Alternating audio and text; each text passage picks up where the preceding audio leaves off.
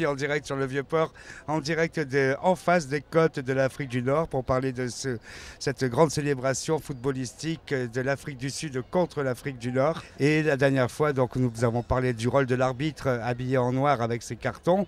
Et aujourd'hui, nous allons faire un thème sur le sifflet de l'arbitre.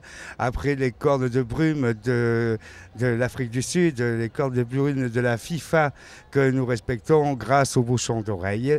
On va envoyer le premier coup de sifflet de cette rencontre Afrique du Nord, Afrique du Sud.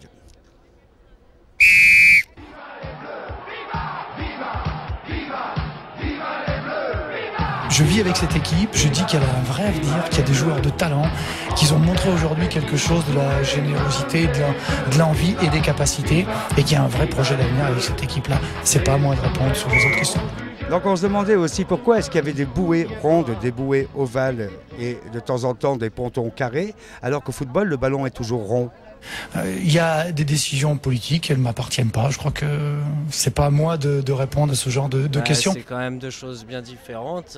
Les bouées, en mer, on a des bouées rondes, des bouées coniques, des bouées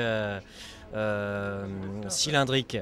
Et est-ce qu'il y a une signification par rapport aux couleurs des bouées? Bien sûr, on a le cône qui est tribord et qui est vert, et le cylindre rouge pour bâbord. Hein, donc voilà.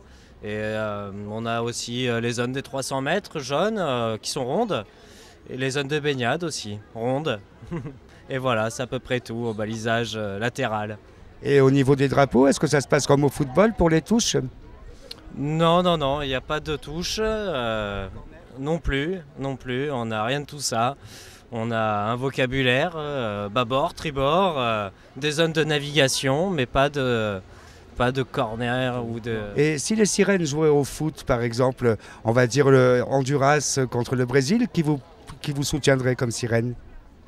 Je ne saurais pas vous dire, vraiment je ne sais pas. Merci capitaine. Donc nous étions en direct là sur le Vieux-Port de Marseille, donc juste en face des côtes d'Afrique du Nord, je répète, donc à l'endroit où se passe la Coupe du Monde d'Afrique du Sud, avec le capitaine du bateau La Flâneuse sur le Vieux-Port de Marseille. Dans cet après-midi, donc où nous fêtons aussi la grande victoire de Martine Domenech, qui a... Ah là là, il y a le Chikungunya qui arrive à Marseille. Voilà. Martine Domenech, donc, qui a fait une superbe sélection cette nuit et qui, je pense, va encore continuer à nous faire des grandes surprises. Là, nous sommes dans le Festival du Livre, derrière et devant le bateau de Martine, qui nous a prêté donc, cet excellent décor pour cette excellente Coupe du Monde de football à Marseille. En présence de poètes, d'écrivains, d'auteurs, de gens qui sont inspirés par le football.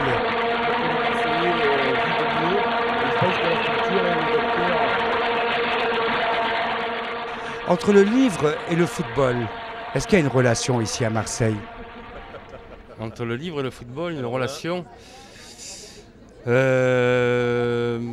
Oui, la relation, elle pourrait se trouver dans la forme du livre qui ressemble à un terrain de football. Après, je pense que, mais c'est pas qu'à Marseille. En France, il n'y a pas beaucoup de relations entre les gens du livre et le football.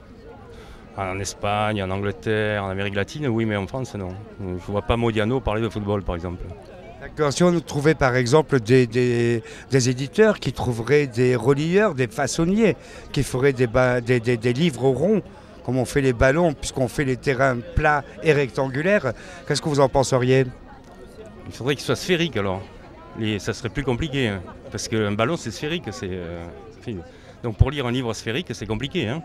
Il y a toujours un rebondissement dans l'histoire. Oui, alors oui, un rebondissement. Puis de toute façon le livre va devenir électronique, alors il faudra peut-être faire plutôt une espèce de truc PlayStation ou un machin comme ça pour que ça soit interactif.